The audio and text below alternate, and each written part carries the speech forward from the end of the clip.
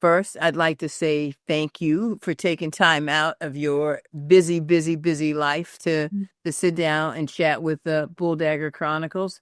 I want you to first of all introduce yourself to the people, tell the people your name, say it real slow so they'll get it, Okay. and tell them give them the name of the event, and then I want to talk about it. Awesome. Awesome. Okay. Well, yeah, of course, you're welcome. Thank you for wanting to talk to me, for taking time out of your schedule as well. I mean, I think it's very mutual in terms of the busy, the go, the do. And so it's always wonderful for folks to take and give time, in my opinion. And my name is Jha D Amazi. My full name is Janea Dianya, but I prefer to go by Jha D. And the event is Womxn of Color weekend. Well, yeah, okay. So first, then let's back out all the way up. Then let's start with Okay. your name. What does your name mean? How did you Yeah. get this name? Where did this name come from? And Yeah, a little yeah. bit of that. So the first part is interesting, but I find the last part to be more interesting. So I'll give you the whole thing. My father, when he found out that he was having a baby girl, wanted me to be joyful, Hmm. honest, artistic, noble, energetic, and amazing. And so those are the letters of my first name, Janea. Oh, And he was feeling a little fancy, so he kept organizing the letters. There was like a Naja, a Hajni, mm, Hajane, like all these variations. And finally, he landed on Janea. And then Dianya, I don't actually know where the name itself is from, but his mother, my grandmother, she was Jacqueline Dorothy, mm-hmm. JD the first, and therefore I'm JD the second. So he knew he wanted my middle name to have a D in it in order to be able to do that. And so Janea Dianya is who I am. And I was born a Williams. My mom gave me my father's last name because you know how folks do. Yeah. We'll talk about that if we have time. But she did that thing, even though they weren't married, and he left at 2 and all of those fun things. So I was born a Williams, but when my wife and I got married almost 3 years ago now, we chose a last name. Oh, She released her maiden name. I released mine. And friends of ours, once they realized we were dating, they said that we move like water. They've never seen two people move so seamlessly and yet so powerfully with and around each other. And so we looked for languages or words in languages that represented water, mm. came across Amazi, which is Kinyarwandin for water, and therefore we are the Amazis. So I am Jha D Amazi. Well, not only are you the Amazis, you're pretty amazing because that's an Yeah, amazing story. I mean, that is a very, very amazing story. It's also a very romantic story. it is. And that's a part of one of the reasons that I wanted to start kind of Bulldagger Chronicles was not to just tell the stories or journeys of individual women or the individual projects, but also these stories of relationships. 'Cause I think that people sometimes believe that they have kind of the construct of how lesbian relationships are, or how they can be. But I think that and probably it's very, very personal because I'm like, I still am in the quest for the love of my life. So I kind of look for that in others, and I want to hear their journey of how they found their person. Mhm. So I thank you, and I thank you for sharing that story with me. You're welcome. And with us actually. Totally. But so I want to now kind of talk a bit about women. See, I kept calling it Women of Color Weekend. Is Yes. that what it is, or is it? But then I see it spelled a different way. Yep. It is both and in all, right? So when the event first started, it was called Women of Color Weekend. It was spelled with an E. And that was in 2006. So we'll be celebrating our 20-year anniversary next year. No, I'm not ready, so don't ask me about it. But when it was started, that's what it was called. And then when I was asked to step in as the executive director and producer and kind of take over things in 2016, 2017, there were a number of rebranding initiatives that I wanted to put forward because part of the reason why Lynette Molnar, who is the founder Mm. of Women of Color Weekend, asked me to take over the event was because, she honestly just did not have the capacity to continue to breathe the life into it that it deserved. And she really wanted to see the numbers increase. When this event first started, it was, upwards of 1,000 attendees. Okay. And over time, unfortunately, for a number of reasons, those numbers dwindled. And I wanted to rebrand it so that folks knew that there was someone new behind the scenes, that there was a new energy, that there was a reason to come back, and etc. And I think one of the things that was really important for us early on was, how do we communicate to folks that any and everybody is welcome, particularly understanding that there's such a spectrum of gender identity. There's such a spectrum of how one identifies as a woman within women spaces. And so the X for us was a way to do that. And it's not obviously not a word we created. We were seeing Womx all over. We were seeing Latinx all over. You know, there was this use of the X to say we are gender queer, we are gender flexi, we are gender exploring, and etc.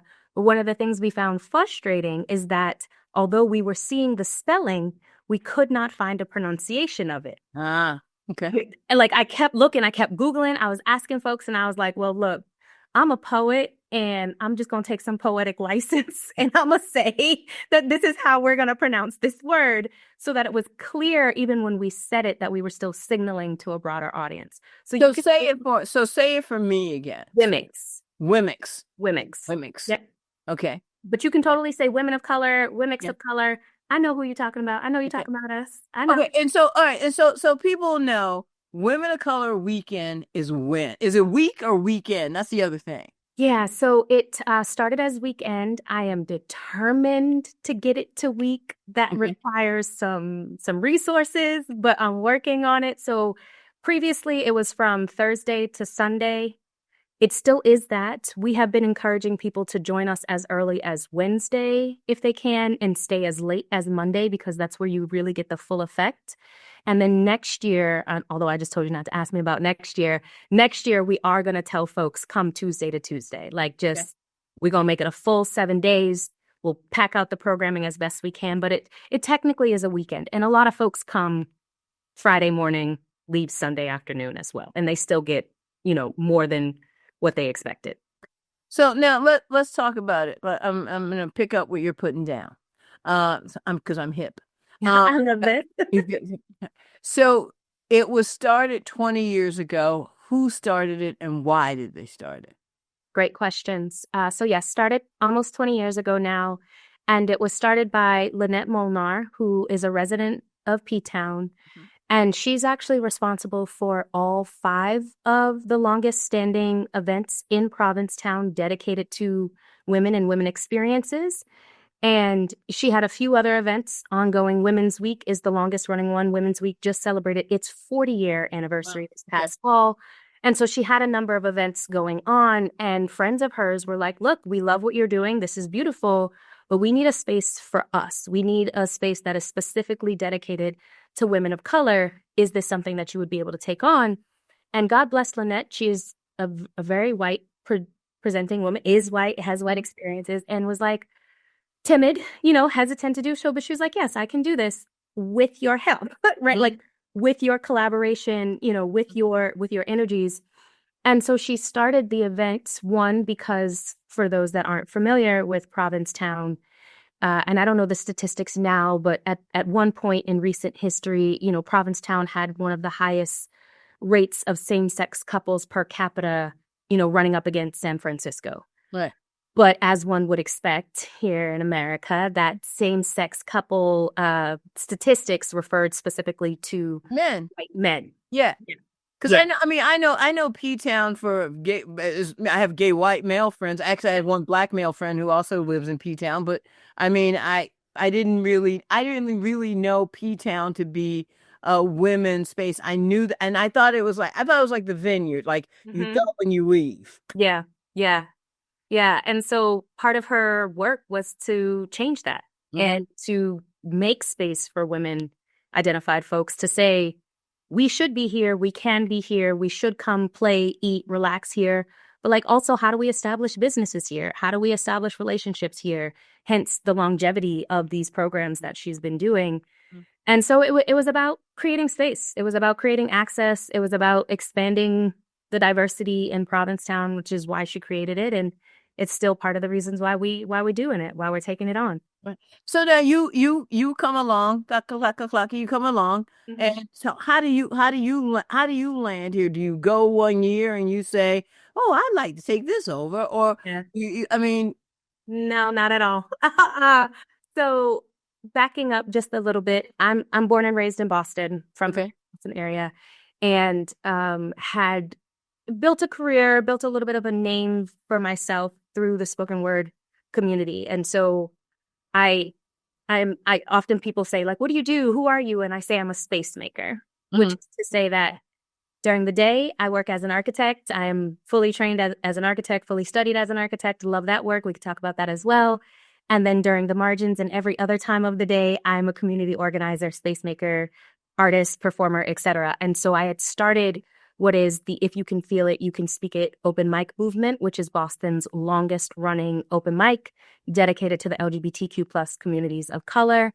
We just celebrated our 15-year anniversary this past November.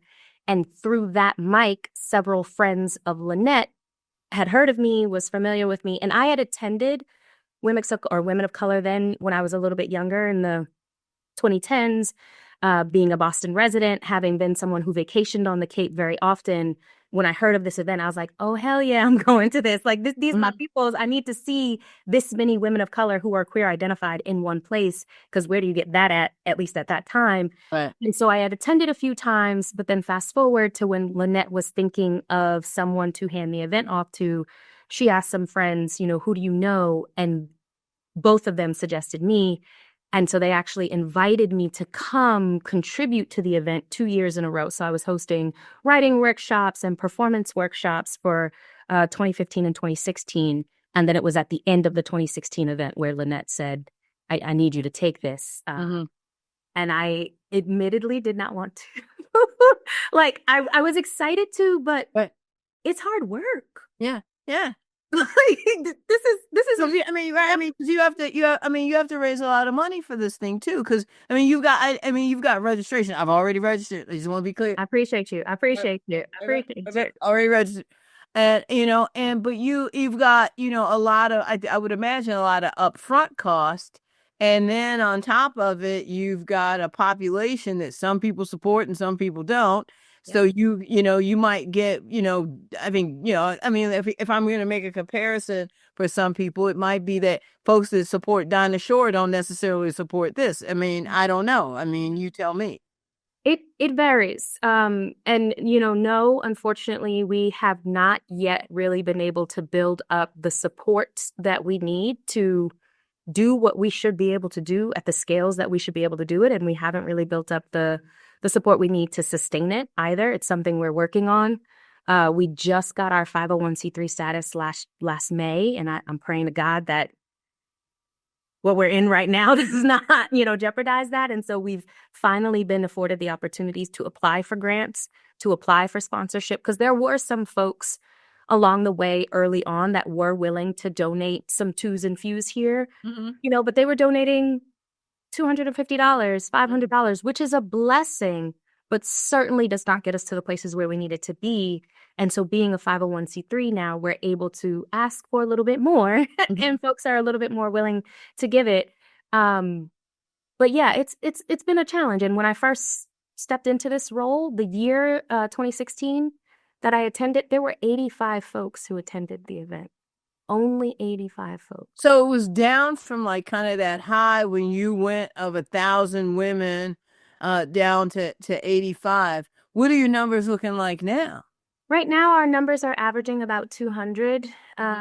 We were doing a good little climb there leading up until the pandemic. And then the pandemic really just kind of knocked the wind out of our sails. We had a fiscal sponsor. They dissolved their fiscal sponsorship program, but never transferred our organization. So we were in limbo for 2.5 years. They took all of our bank accounts, all of our things. So that was a little bit of a setback. Right. And so now we're building. We're building again, and we're determined to get the numbers to where they need to be so that we can then demonstrate to the folks who do have the resources, like, look, this is somewhere you need to invest in. This is somewhere you need to be. So it's a little chicken and egg kind of thing. It's like, if you build it, they will come. But like, if they come, then I can build it. It's. No. I mean, I've run a nonprofit for 30 years, so I certainly understand that you got to not be too big and to look like you don't need the money, but then you got to be able to have the capacity to ask for the money. Yep. So let's talk about kind of the brass tacks. Mm-hmm. So what do I get when I come to Women of Color Weekend? Oh, what don't you get? Well, no, I'm honestly, I'm old as dirt, and I've never gone. Wow. And so, my friend actually, and we have who to thank for this is Kia Comedy in Hmm. Atlanta.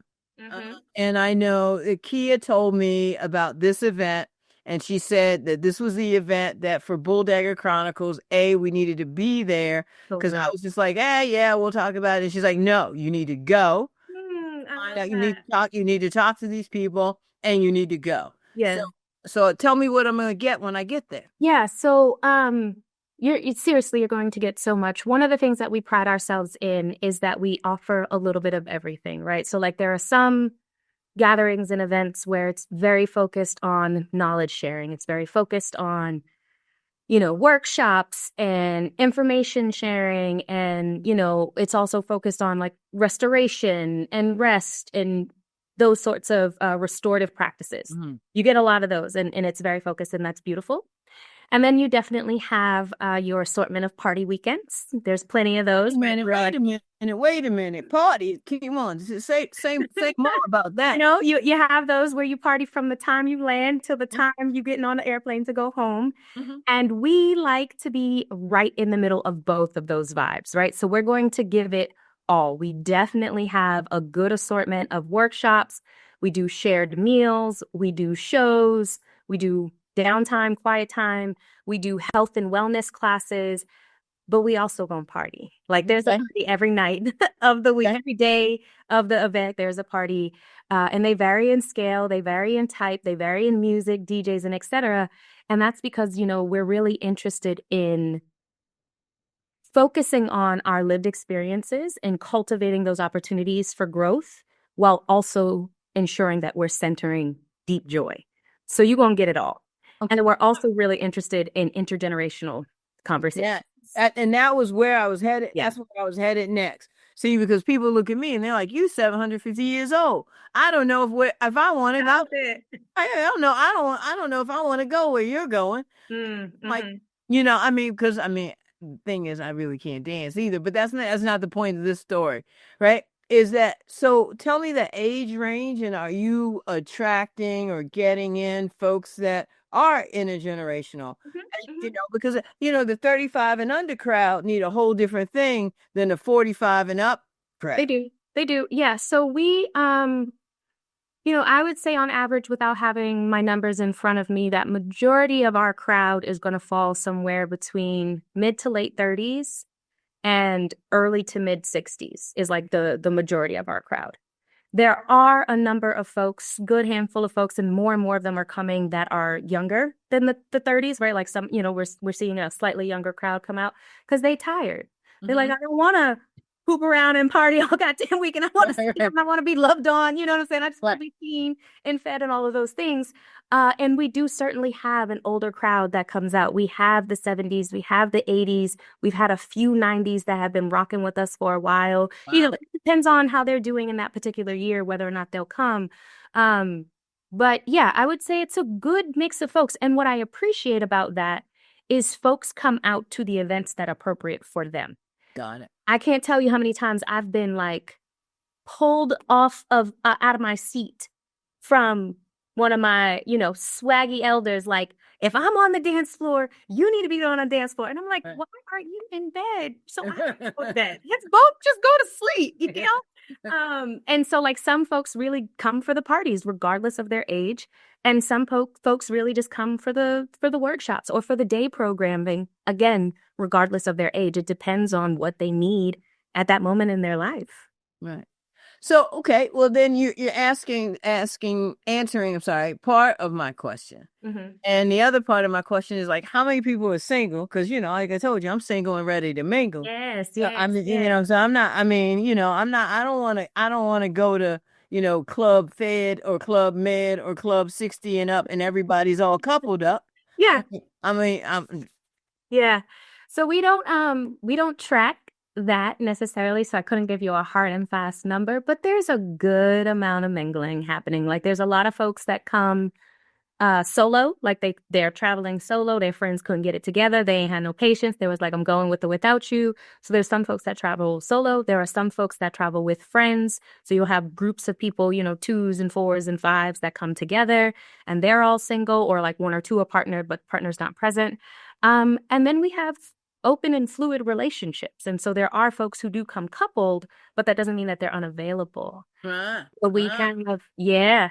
So we have mixers, we have events where we do the singles mixers, we do the speed dating. So like folks can start to see each other very early on. Who's sponsoring the speed dating? So we don't have a sponsor for it, but Kia Comedy, our friend here, is going to be the host, right? Like she already. You know what? I'll call Kia because you know we're doing a speed dating show in Dallas.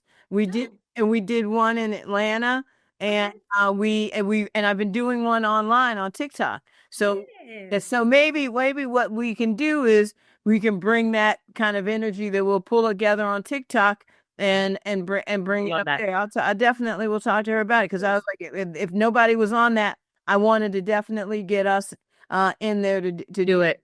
I would love that. Speed dating. Yes. So yeah, we'll do that. And then the last thing we do is we have, so there's wristbands that you receive depending on what type of package you purchased for your attendance. But then we also have optional wristbands that you can pick up during registration. And they're the stoplight wristbands. So green means go, come holla at me. Yellow means like proceed with cautions, ask some questions before you just try to approach me. Means like, nah, I'm good, I'm unavailable. And purple means you might see me with somebody, but that doesn't mean I'm unavailable. So purple means open, fluid, poly, etc. And we ask folks, you know, if you're checking for folks, wear these wristbands throughout the weekend so that it's a little bit easier for people to identify each other in a room. Right. Got it. All right. So when is this event? Yep. So it is every first full weekend of June. And the reason why I say that is because there are some weekends in the year or like throughout the years where June starts on a Sunday, but it did not start on a Saturday. And in that situation, that is not our weekend. So typically, if you looked at a calendar, most people think, oh, Womxn of Color weekend is the weekend after Memorial Day. And technically, that is normally true. However, every 4 to 5 years, I should really figure out this pattern. But every couple of years or so, we are 2 weekends after Memorial Day. And that is the case this year for 2025. Okay. So this year, we are June 5th through the 8th. Okay. And then next year, we will again be the first full weekend of June. So both Saturday and Sunday have to be in June in order for it to be Womxn of Color weekend. So tell me, why do I buy a ticket to this thing? You know, you buy a ticket to this thing because it is an experience that you're just simply not going to get anywhere else, right? I have to give it to P-Town. I have to give the credit where it's due. Provincetown is a very idyllic, beautiful place to be. If you've never been, or even if you have been, it really is transformative. You feel like you've gone somewhere else completely. Even for people who live in Massachusetts, who live on the coast near the water, there is just something really beautiful about this place. You get there, you park, you get off the ferry, whatever it is you do, and it's walkable for those that are able to walk. It's wheelchair accessible. They have pedicabs, and you're able to just kind of like move up and down the street, and there's shops, and there's art galleries, and there's food, and there's laughter and love, and etc. I also mentioned that it does have one of the highest groupings of same-sex couples per capita. And so it is affirming of a space. Even though I did say it is majority gay men, gay white men, it is still affirming for those that are queer, genderqueer, lesbian, bisexual, transgender, et cetera, because there's not a place like this otherwise where you're going to see this level of concentration of us. That's one thing. Yeah. But then for this event, the takeover is real. Even in the year that we were there with 85 people, the takeover was still real. The opportunity to meet so many other folks from other parts of the country. And I think that's the thing that's beautiful. It's not just the Northeast that attends, right? Like we have folks coming from California. We got folks coming from Texas. We got folks coming from the Midwest, from Florida, from, you know, the broader southern states, from, of course, the Northeast. We've had folks come from Canada, from London, from the Caribbean. And like, where else are you going to meet these individual folks and participate in this level of activity. It's Right. it's it's unique. And so that's It's a vibe. It's a vibe. I mean, what I mean, as oh, you, for sure. I'm like, it's a vibe. No, Right. for So sure. it's a very unique vibe. So you're Mhm. not going to get this experience somewhere else. It's not like, again, I think, because I don't like really big crowds, but it Mm, sounds like it's a manageable crowd, like totally. the manageable flow. Also lets me check out when I want to check out. Lets me go to my room and be like, I see y'all tomorrow. Yep. That's not for me to do that. But so I guess, how much does this all cost? Because people, For us to produce or for individuals to attend? I don't need to get in your wallet for Okay. Quick. people to attend. I would say we typically tell people to budget for at least $1,500 to $2,000, depending on where they're coming from, because you're paying for the flight to get from your respective city to Boston. And blessedly, we've cleared graduation season, so the ticket prices aren't too bad, but it's still summertime and everybody's Mm. traveling. And so the ticket prices can fluctuate. The average lodging stay in P-Town, we are just before high season, so we still have the off-season prices, can average anywhere between $150 to about $280, $290, depending on where you want to stay. Of course, there are higher prices than that. We have host homes, and so if you're like listening to me and you're thinking, "Ooh, I want to go," check our website first to check out the lodging partners that we're working with before you book somewhere else. But if you want to be like right in the center of things, right on Commercial Street, able to just quickly get to and from some of our venues, you're definitely looking at like $280, $90, $300 per night for your stay. And then, the cost of registration, your registration packet itself to get you access to all of the events, you want to factor that in. And then, like, you got to eat while you're there. We definitely do some shared meals. So there is some of your food covered on some of the days, but not all of your meals, not all of the days. And so really anticipating that. So we typically tell people to plan for about $1,500 to $2,000 as like a starting point. If you're going to stay longer, if you're going to fly first class, if you're going to get the bougie room, then those numbers climb very quickly. Because I mean, I've already, like I told you, I think I've got my registration, I've got my room, I bought my ticket, I bought my flight. The only thing I don't have, and actually somebody just told me the other day, I better get it before it gets too late, is my ferry ride to and fro. Yes. So I told me that they're like, don't mess around and find out that the ferry sold out. Yeah, don't do that. So, right. So listen, all right. Tell me what you want to tell these people about why they should come. You've told us a lot, but Mhm. tell me why, if you don't do anything else with your $1,500 this year, you want. Oh, is there a payment plan? Can I go on a payment plan for this You thing? totally can. Listen, I'm all about payment plans. You totally can. So we have, I think, like 3 or 4 of them systems. We have Klarna, Afterpay, PayPal, something else, something else. Our team got us set up with all the things that, the website would allow. And we definitely support payment plans. Okay, cool Sure. beans. Yep. So you All right. can do that. Um, so, the thing for me is, uh, this is hard work, right? Like I told you, I work full time. I got a whole job, whole career. Okay. Mm-hmm. I'm married. I have a beautiful 2.5-year-old. Okay, congratulations. Thank you. I still perform. I still organize events here in the Boston area. And I pour everything I have into this event. Any and everything I have. You were talking earlier about like, having to pay up front for things and the cost of that. And, for the past 7, 8 years, I have been producing this event out of my pocket. Mm-hmm. When I got married, that was an interesting conversation that we had to have because I was like, look, girl, these credit cards, this is where they're going to be, like, Right. I don't know what to tell you. And I do it without thought Right.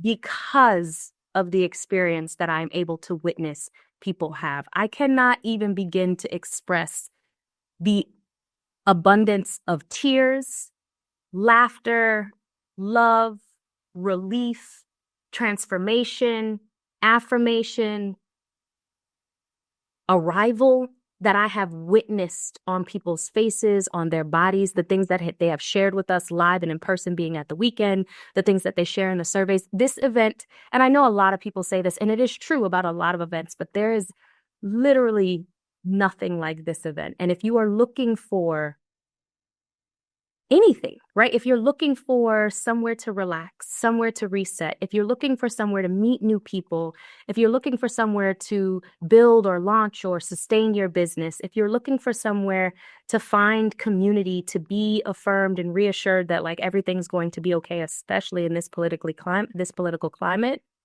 Womxn of Color Weekend is it. Like you're gonna find whatever it is you're looking for with us. I know that there's no doubt about it.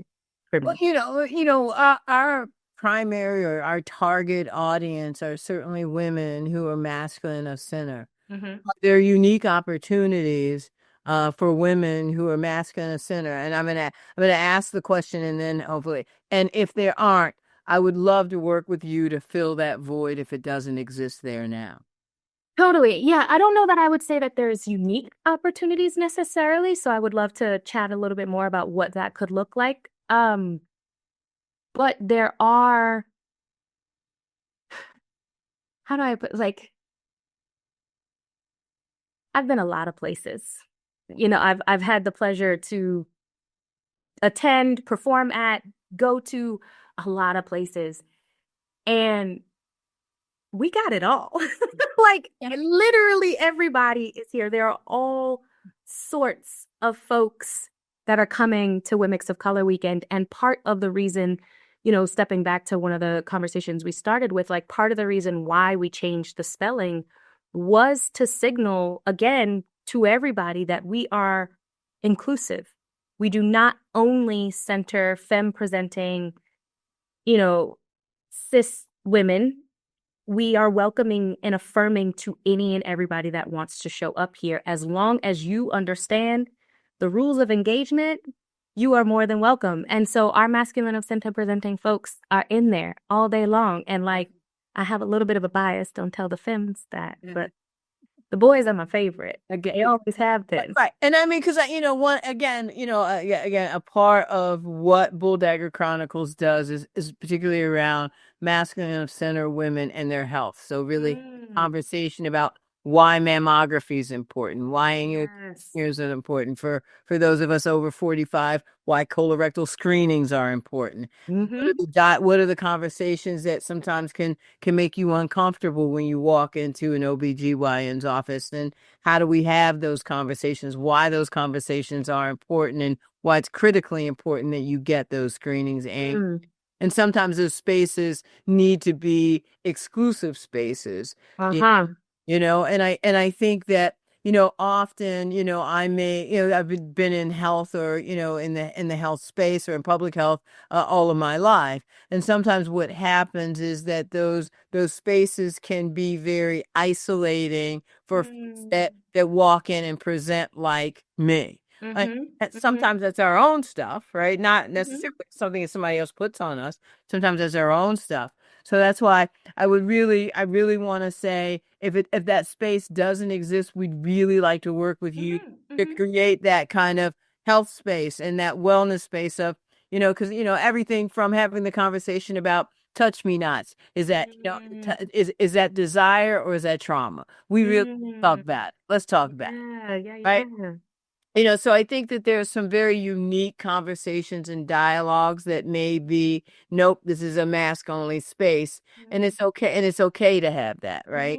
And I think that sometimes we don't know how to ask for that. We don't know how to say, hey, can you take me out on a date too?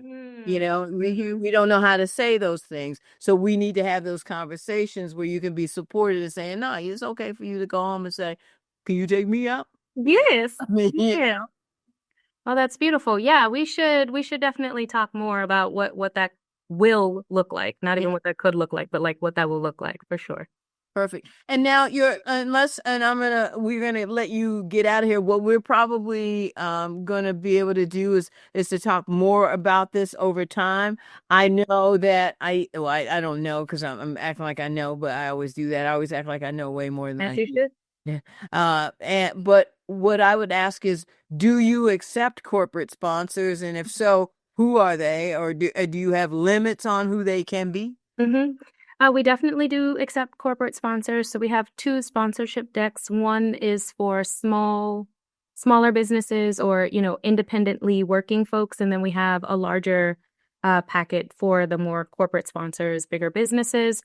And there's a running list of folks that we will not accept dollars from. And so we do our research. There are certain places we just don't apply for funding. And if somebody approaches us, we do our research about that company, about the founder, and kind of understand, where have they put their money and their resources previously. And if it is anything that feels anti any part of our intersectionality, we'll Mhm. put money on the table because not all money is good money. So yeah, we definitely do accept corporate sponsorships. It just depends on how that organization, that entity, that business is aligned with the goodness that we're putting out in the world, as it were. Okay. Mhm. Well, listen, it's been great chatting with you. You as well. I want to learn all about this 2.5-year-old and this wife, but since you didn't show up with them, I'm not gonna pry into them because I don't believe in talking about people who ain't here. I see. I And, see. I mean, because I'm a bit of a gossip and I will make up stories about the whole thing about how I'm hanging.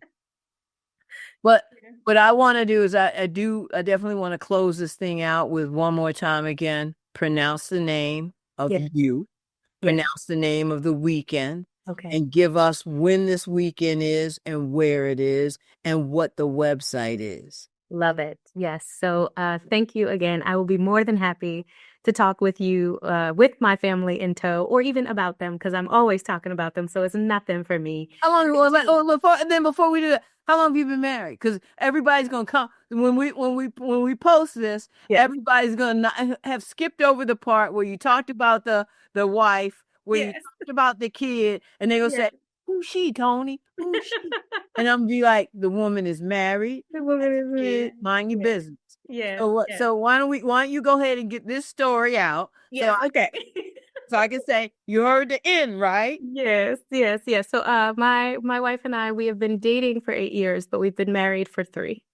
Or this coming August will be 3 that we've been married. And your wife's name is so we can make Kelly. Kelly. Yeah. Okay. So Yes. so Kelly and you Yes. are married and have a 2-year-old. So Yes. anybody that asks me any questions, she's married to a Yeah. woman named Kelly. Yes. Yes. However, it depends on so if y'all ask in the greater Boston area, there are folks who will tell you still shoot your shot because I am the person who asked for the purple wristbands as a polyamorous person.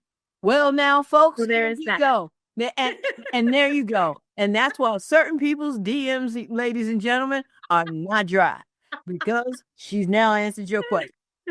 I love it. I love it. But I ain't seen Kelly and I can't fight. So Yeah, no, you're right. You're right. No, that's real. That's real. She's the sweetest thing ever. But yeah, would love to have another opportunity to talk all about them and, perhaps get them on camera. Ezra, who is the 2.5-year-old, is a little too busy for cameras these days, but you will see him at Womxn of Color weekend. So if folks are thinking about coming and they don't know whether or not they should bring their children or the children that they're looking after, please feel free to do so. We don't necessarily have programs centered on children, but that's because we don't have enough children attending the weekend. mhm. But we do respond to and cater to folks who have children. And Ezra has been going since he was born. He was 7 days old when he attended his first Womxn of Color weekend. So So that yeah, I mean, I don't know how you did that, but okay. the blessings of all of them. Pick a deity. That's how I did it. But yes. So, anyways, I am still very much Jha D Amazi. Very excited to have had this opportunity to talk with you about Womxn of Color Weekend, Yeah. which is going to take place this year from June 5th until the 8th. We are encouraging folks to join us from June 4th until the 9th, though. So when you go to the website, which is www.wocw.org, so wocw.org, Womxn of Color Weekend, go to wocw.org. You'll see all the information about the programming. We already have the schedule up. We already have information about lodging partners, about traveling in terms of how you get to P-Town. P-Town is Provincetown, Massachusetts. So when you look at the shape of Massachusetts and it has that little come here finger, that's where P-Town is. See, that's how she get in trouble right there. That's how she get in trouble right there, ladies and gentlemen, boys and girls. That's how it happens. Right there. That's it. You got her whole personality in that one little move right there. Don't you believe the rest of it? Oh, yeah, come get some love. Yeah, you know when you see it. All right there. See? Yeah, she did it right there. There you go. That now you know what the weekend's gonna be. Now you know. Now you know. So yes, please do join us. Get all your friends. Come alone. Do what you need to do, but definitely do not miss this. Is there Uno? Is there spades? I mean, yes. There's all of those things. So Friday is a beach day. We go out to the beach because I can't bring people all the way to the end of the world and not bring them to the beach. Right. And so we bring all the card games, all the board games, all the blankets. But then there's the pool party, which also has the Andro fashion show in it, which is where Kia's partnership comes in. And folks are sometimes playing card games until the fashion show starts. And there's our porch party on Sunday where folks also get into some games. So there's a number of just kind of like kickback chill moments where folks are getting into things. This year, we're introducing an all-star game for the first time. So I'm super excited about that. But in the gym, we're also going to bring some tables for cards because, you know, not everybody's into the sports. I don't know how, but like not everybody's into that. Right. And so some people might just want to be in the space, but have something else to do. Right. So there's plenty of opportunities to kiki and, you know, lose to me on a spades table. I said it. Whoa. I said it. Yeah, that happened. Funny. That's funny. Yeah, I mean, well, you know, it'll be funnier when I win. Now, don't listen. Look. You know, I feel like I should sing that song.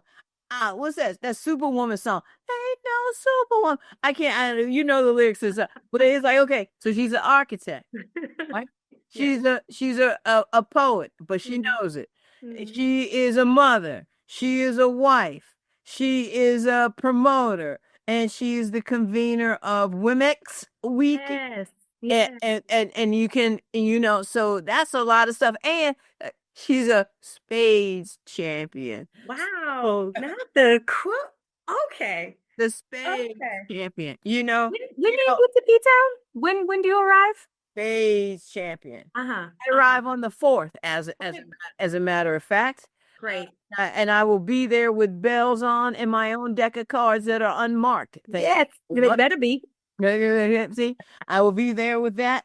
And I will be there with Uno, and I will be there with several versions of that as well. After you beat me in spades and I cry. That's okay. Yeah, but that's okay. I love it. The other night, a friend of mine, he reneged twice. Was he drunk? What was wrong? Nothing. That was the thing. We were both, and it was two separate games that he did it. Right? It was two separate games that he did it. You might as well get up.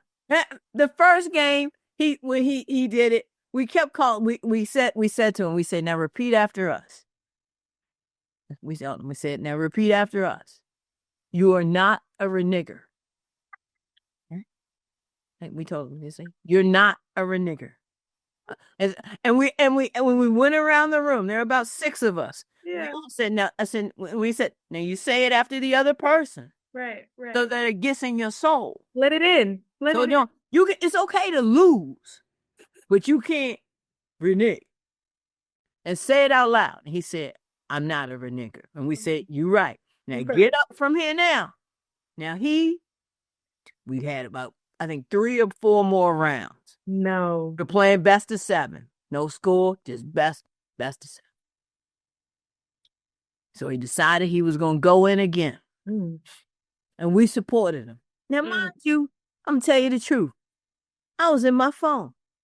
I was sitting on the side because I wasn't playing. Right. I was on the side. And all of a sudden, I heard my friend Daniel say, you touched my book. You touched a closed book. Mm. You know you owe me 3 books. Mm. At which time I looked up because I thought I could have possibly touched Daniel's book. Mm-hmm. And nobody would have done that. And nobody would have had the audacity to flip over a closed book of someone else's. I thought I was in a little dream, I thought. No, this is too much. So so I look up from my phone and I say, who touched the book? And they give me a name. I don't want to say his name in this interview because people will know who it is because I have very few friends. So I look over and he says the following word. I wasn't really paying attention and I was checking and the order was messed up. That's the moment I say, so let me get it. You reneged and you just told on yourself? Nobody else caught it? And he said, huh? I said, the book had closed. Everybody had moved on. Only person that knew you reneged on that book was you. Damn. Mm-hmm. And he goes, nobody else saw it. Everybody else said, not only did we not see it, but you now owe us 3 books. Oh, this baby ain't gonna play spades for a while. I sent him the link to the Hillman Academy Spades Institute. You did wrong. Oh Oh, my yeah. goodness. So listen, if Womxn Weekend is half as much fun as this interview's been and this story's been, everybody's gonna have a great time. For I sure. want to thank you for the opportunity to get to know you. And again, with your busy schedule, taking some time out to share this. We will get this up. We will also, if you, with your permission, we'll include some of the footage I've seen online about the weekend and try to build that into this as well, so people can get an idea of what the weekend itself looks like, what the visual of it is. And I always have a core belief that with things like this, with projects like this, that probably sometimes cost more than you ever make. Or, and I don't know what your faith is or any of that, but I think based on the name that your father gave you or how it got selected is that, and I choose to call mine God. I always say that, for me, I believe that I know what God put me on the planet to do. Mm-hmm. And it sounds like this might be the thing that, however yours is defined, put you here to do for so many others, but it gives you so much as well. Again, I just want to thank you for taking time to chat with us. We will get this out in the next couple of weeks. We have one interview ahead of yours, but it certainly will be out very shortly. Again, thank you so much. And thank you for so much for what you do for the community. You're welcome. You're welcome. Thank you again for having me. And thank you for what you do for the community. I think this is a beautiful moment that we're having here together, this intersection of the work that we're doing more broadly for folks. So I'm very excited about these moments that we're having now and that we will have moving forward. Perfect. Yeah, because I want to do some one-on-one interviews while we're there, and we will. Perfect. Thanks. Perfect. Thank you so much, boys and girls. Womxn Weekend, and you will be there or be square. All right. Have a good night. All right, you too. Bye-bye.